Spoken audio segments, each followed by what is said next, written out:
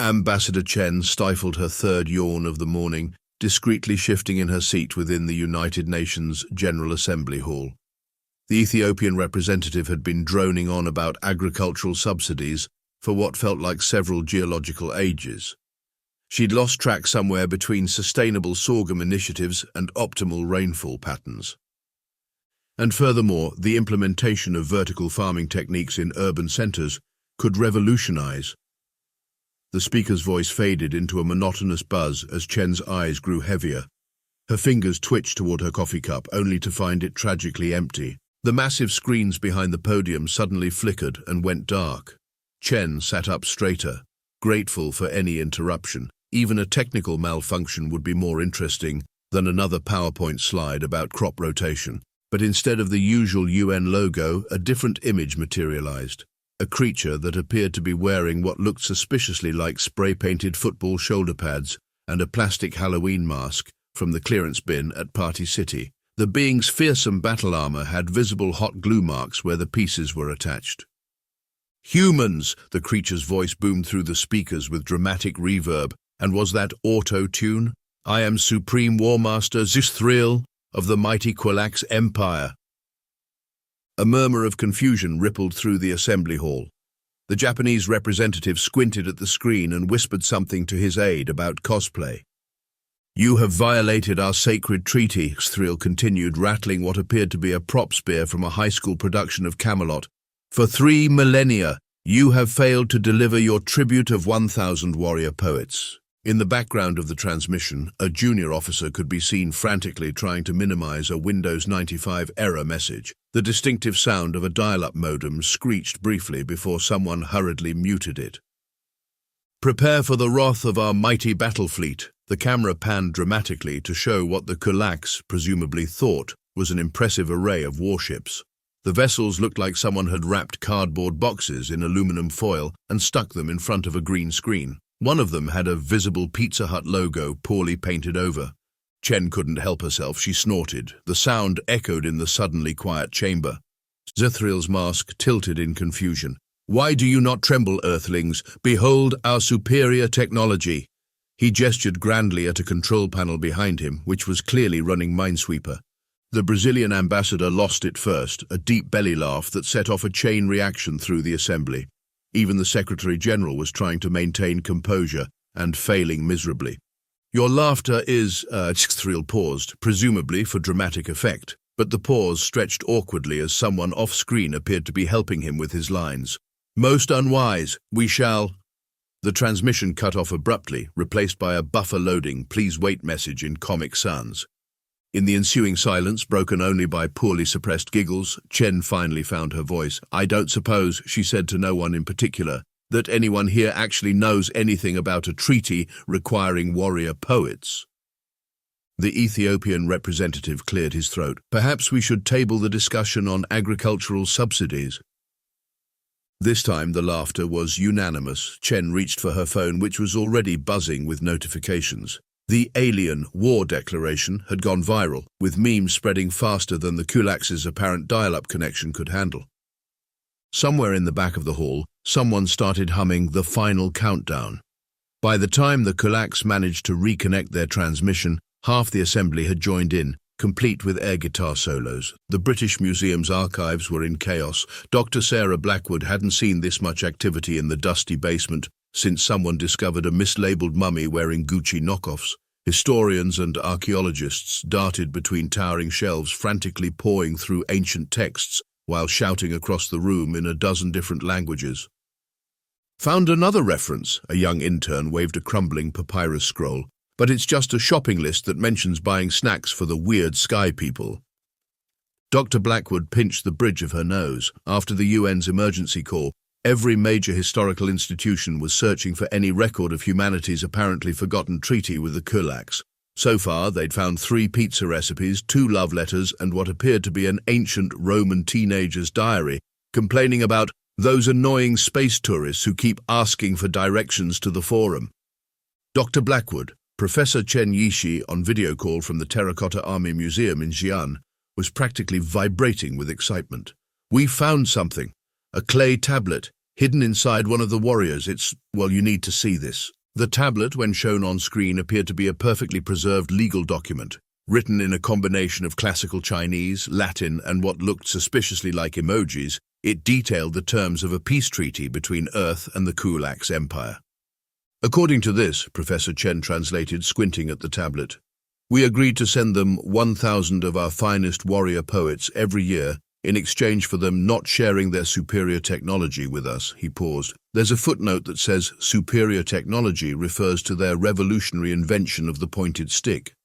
But why warrior poets? Dr. Blackwood wondered aloud. The answer came from the Vatican archives, where Cardinal Giuseppe had discovered a scroll explaining that the Qu'lax had been deeply impressed by a Roman centurion who had recited terrible love poetry while fighting. They'd apparently mistaken his horrible verses for some kind of powerful battle cry. Meanwhile, at NASA's headquarters, engineers were reviewing the Qu'lax's recent transmission with increasing bewilderment. Their ships are running on what appears to be an operating system from 1995. Dr. Rodriguez reported to the hastily assembled UN Security Council. But they've somehow made it worse. They seem to be using a version of Windows 95 that they've upgraded with Cuneiform. How is that even possible? Someone asked. We're not sure, but every time they try to launch a program, it first has to be approved by a digital committee that debates the moral implications in Sumerian.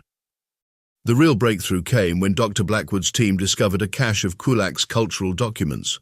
The aliens, it seemed, had visited Earth around 1000 BCE, decided they had achieved evolutionary perfection and simply stopped developing. They had spent the last 3 millennia meticulously preserving their technology and culture in exactly the state it had been during their golden age.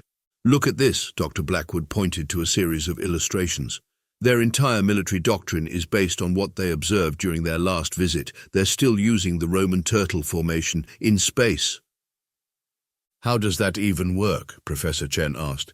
It doesn't. There's a note here saying they lose about 30 ships every time they try to practice it, but they refuse to admit it's because you can't lock shields in zero gravity. The UN Security Council's emergency session was interrupted by another transmission from the Qu'lax. This time, Supreme War Master Zerthriel appeared wearing what looked like a bedsheet toga over his Halloween costume armor. Behold, he proclaimed, while someone in the background struggled with a PowerPoint presentation made entirely in word art. Our greatest general shall demonstrate our superior battle tactics. The presentation showed crude animations of stick figures arranged in classic Roman military formations, complete with sound effects that someone had clearly recorded by saying whoosh and clang into a microphone. Is that Comic Sans? Whispered a UN representative. Silence, Zerthriel commanded. You will witness the might of our legions. Once we master the arts of downloading more RAM, nothing shall stand in our... The transmission suddenly froze, replaced by a blue screen of death displaying its error message in a mix of Latin and hieroglyphics. As the Security Council sat in stunned silence, Dr. Blackwood's phone buzzed with a text from her teenage daughter. Mom, please tell me someone showed them Trl plus Alt plus Delete.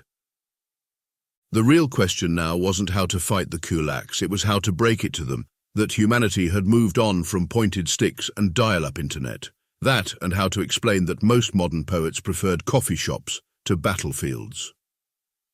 Let me get this straight, General Harrison said, staring at the hastily assembled team in the Pentagon's emergency response room. These are our experts. Melissa Chen, the 16-year-old who'd won last year's International Science Fair by building an AI that only spoke in memes, didn't look up from her laptop. Your antivirus is 3 years out of date, she commented, fingers flying across the keyboard. Also, someone's been using the military network to play Farmville. Dr. Isabella Romano, who held the world's only PhD in ancient alien linguistics from Harvard, a degree program created as a joke in the 70s, was practically bouncing in her seat. This is fascinating. Their dialect shows a unique fusion of Latin grammatical structures with what appears to be emoji-based syntax.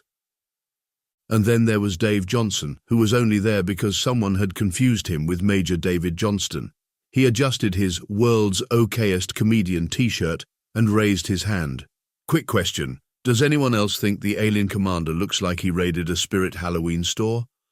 The general closed his eyes and counted to 10. When he opened them, The situation hadn't improved. On the main screen, satellite footage showed the Qu'lax's first devastating attack in progress. A single ship, shaped suspiciously like a pizza box covered in Christmas lights, was attempting to coordinate with 4 others to form a Roman turtle formation, in space, without shields or gravity. "They've been trying to get into formation for 6 hours, reported a NASA technician. 3 ships have already crashed into each other because their navigation system runs on MapQuest."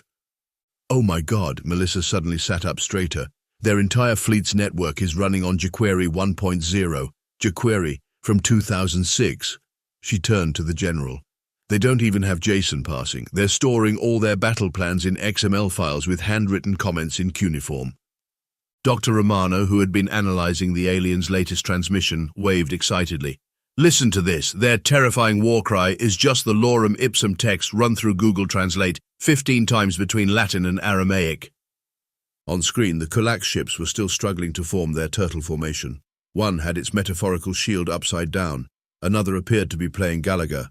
"Behold our mighty phalanx," Supreme Warmaster Ixthriel's voice boomed through the speakers. In the background, someone could be heard whisper shouting, "Sir, that's not a phalanx, that's a square." Dave, who had been unusually quiet, pulled out his phone. "Hey, quick question. Are we allowed to post about this? Because I just started a TikTok series called Aliens Who Don't Know How Shapes Work, and it's already got 2 million views." The UN had been trying to establish peaceful communication, but every attempt was met with confusion from the Qu'lax. When Ambassador Chen sent a formal diplomatic message, Ixthriel responded by declaring it cowardly poetry because it didn't rhyme. Their counter-proposal came in the form of an interpretive dance performed in zero gravity, which mostly consisted of spinning in circles while reciting what appeared to be Caesar's shopping list.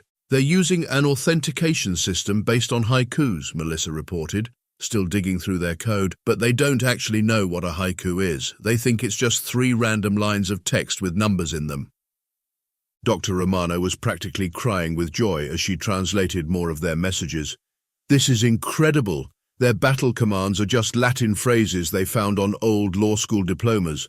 They just issued an order to semper ubi sub ubi. That literally means always wear underwear." Dave's TikTok series had spawned hundreds of remixes. His latest video, "Space Romans Can't Parallel Park," feat DJ Ixthriel's error messages, was trending worldwide. The Qu'lax, misinterpreting the attention as fear, became even more confident.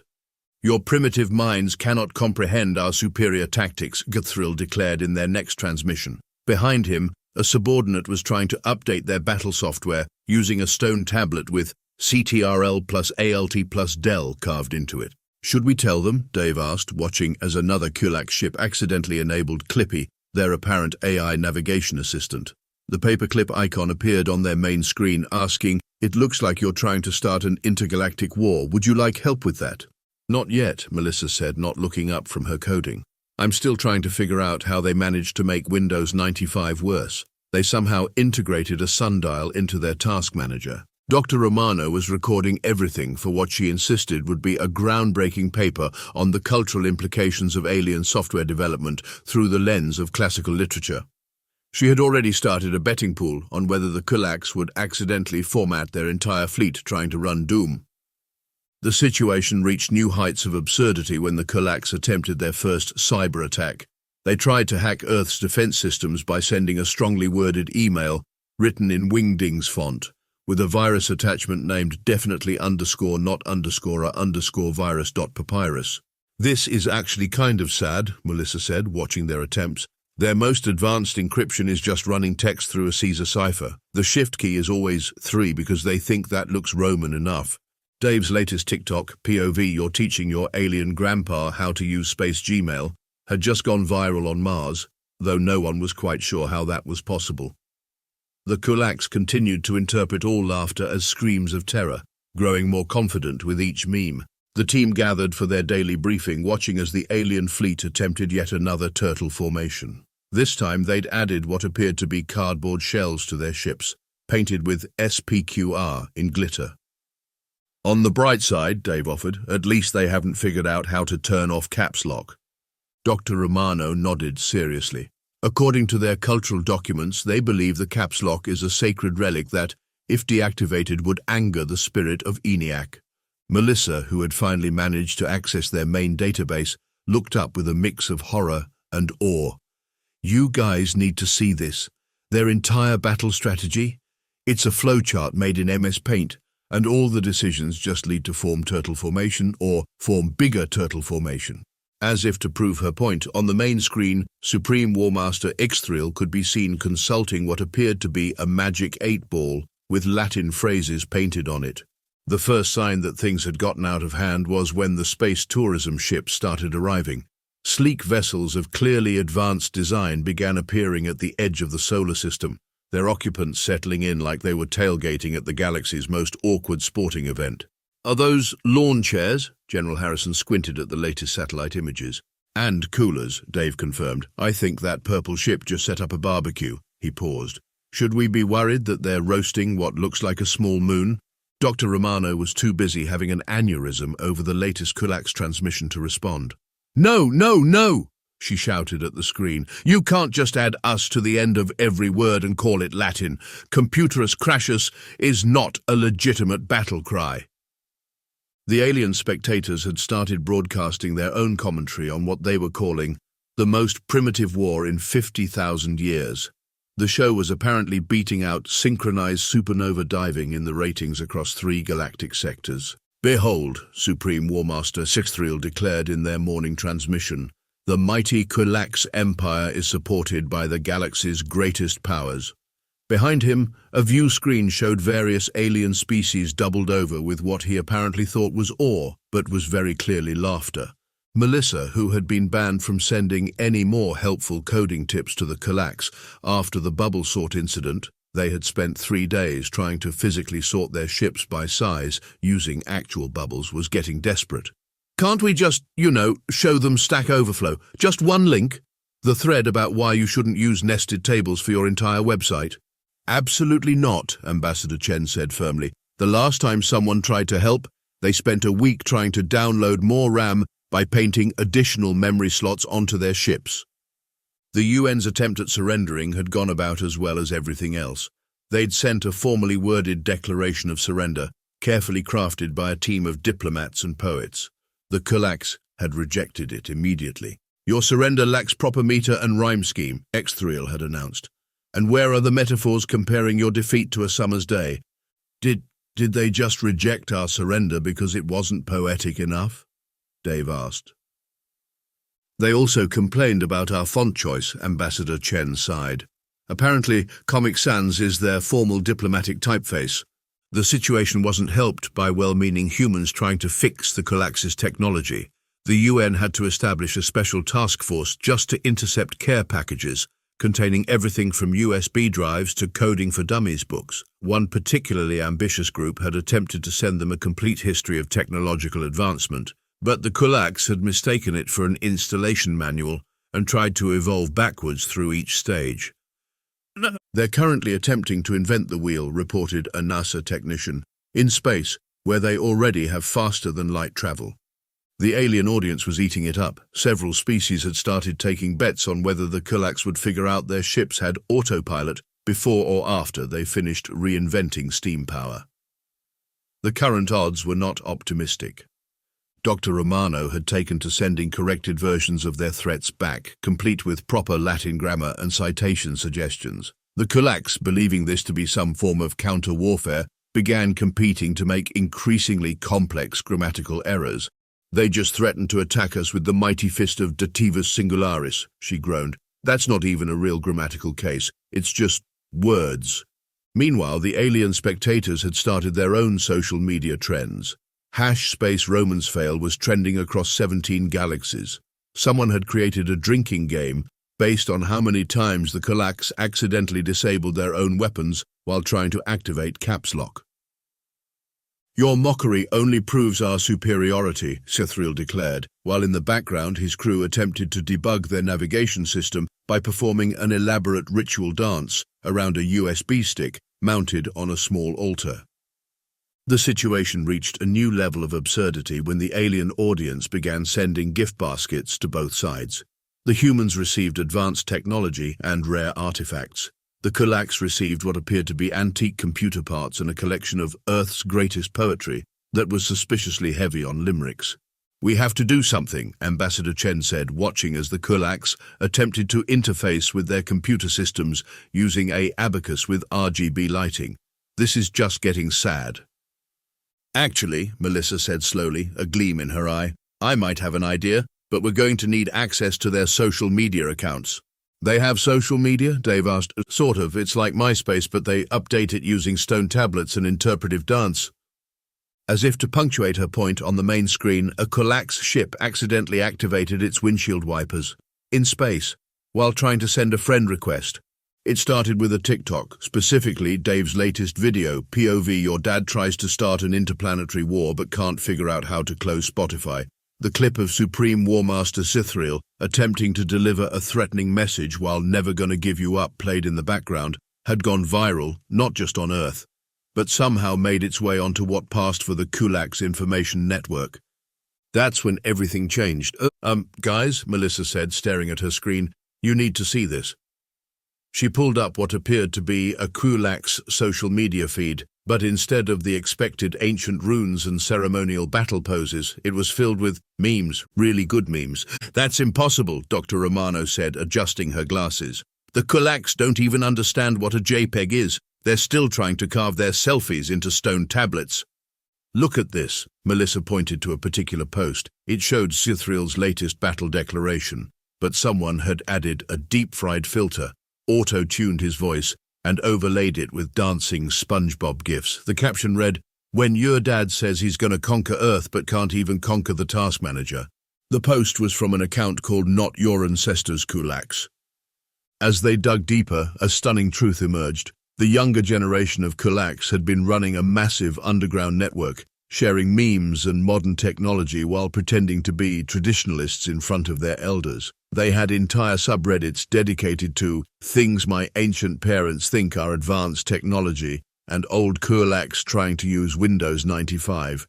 The revolution reached its tipping point during Sithriel's next transmission. He was in the middle of announcing his latest battle strategy, the mighty turtle formation, but this time with more turtles. When his teenage offspring Karen accidentally left their ring light on in the background while filming for their secret TikTok account. "What is the meaning of this forbidden technology?" Thrill demanded. "It's an ancient wisdom circle," Karen improvised, "for consulting the spirits of our ancestors." "But why does it have USB charging?" "The ancestors prefer reliable power sources." The damage was done. Other young Qu'lax, emboldened by Karen's slip, began accidentally revealing their own modern devices. But they were clever about it. They disguised smartphones as digital prophecy stones and tablets as wisdom panels of the ancients. They introduced their elders to online shopping by calling it long-distance trade negotiations with the spirit realm. The final blow came when Karen's group chat was discovered. The Supreme Warmaster stood in shocked silence, watching as his own offspring's carefully edited compilation of his technical difficulties played on repeat. They had even added a bass line to his ritual chants. "Father," Karen said carefully, "have you considered that maybe, just maybe, our civilization's peak wasn't actually 3,000 years ago? Also, you might want to update your operating system, like literally any update would be an improvement at this point." The war effort ground to a complete halt when someone showed the Qu'lax Council of Elders how to use Amazon Prime. Within hours, the entire High Command was too busy ordering LED gaming chairs and mechanical keyboards to remember they were supposed to be conquering Earth. "Your Earth shopping algorithms are most compelling," Xthriel admitted in his next transmission, his warrior mask now adorned with cat ear headphones he'd gotten on a lightning deal. "Perhaps we have been hasty in our judgments."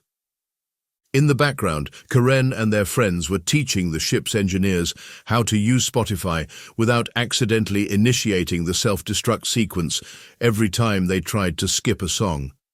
The Supreme Warmaster cleared his throat. "Would you perhaps be willing to negotiate a peace treaty? One that involves less poetry and more prime delivery options?" The new peace treaty was signed in the UN General Assembly Hall, though it took 3 hours longer than planned because Sithriel kept getting distracted by cat videos on his newly acquired smartphone. The final document, drafted by a joint committee of human diplomats and young Qu'lax memolords, included such crucial provisions as mandatory software updates and prompt notification of changes to contact information, including Discord handles. And furthermore, Selthriel declared at the signing ceremony, trying to maintain his warrior demeanor, despite his new kawaii cat ear headphones, the Qu'lax Empire formally requests, what's the word for following someone's social media accounts? Smashing that subscribe button, Karen whispered helpfully. Yes, that with the bell icon for notifications. Dr. Romano's thesis, From Lorem Ipsum to LOL Cats, a comprehensive analysis of Qu'lax linguistic evolution, was accepted with highest honors by Harvard's Ancient Alien Linguistics Department.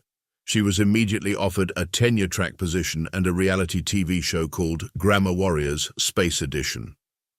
Melissa's new consulting firm, Have You Tried Turning It Off and On Again But in Space, became the galaxy's leading IT support service. Her first project was migrating the Qu'lax fleet's systems from Windows 95 to something from at least this millennium. The process was briefly delayed when half the Elder Council became addicted to Minesweeper, declaring it a prophetic vision quest tool. Dave's galactic comedy tour, What's the Deal with Ancient Alien Operating Systems, broke attendance records across 17 star systems. His signature bit about the Qu'lax trying to run Doom on a stone tablet became so popular that several species added it to their cultural preservation archives. Ambassador Chen received a special commendation for her role in the peace process, though she maintained that her greatest achievement was teaching the Qu'lax Council of Elders how to use emoji without accidentally declaring war on neighboring star systems. But perhaps the most surprising development came 3 months after the peace treaty. Late one night, in his private quarters aboard the Qu'lax flagship, Supreme War Master Selthriel sat before a ring light, adjusting his ceremonial battle mask nervously. Hello, TikTok, he whispered to his phone, glancing around to make sure no one was watching. Today, I'll be showing you my morning routine as a reformed space warrior. Don't forget to like and subscribe, and remember to use code Supreme War Master for 10% off your first purchase of ritual face masks. His first video, POV, when you're a 3000-year-old alien but just discovered skincare, went viral in under an hour. Karen pretended to be surprised, but everyone knew who had taught him about proper lighting and trending hashtags. The galactic reality show ratings eventually moved on to newer dramas, but Keeping Up with the Qu'laxians maintained a dedicated following, especially the episodes featuring Selthriel's weekly unboxing of Earth products and his increasingly elaborate reaction videos to cat compilations. As for the warrior poets, well, it turned out that intergalactic TikTok was a perfectly acceptable modern equivalent. After all, what is a viral dance trend if not poetry in motion?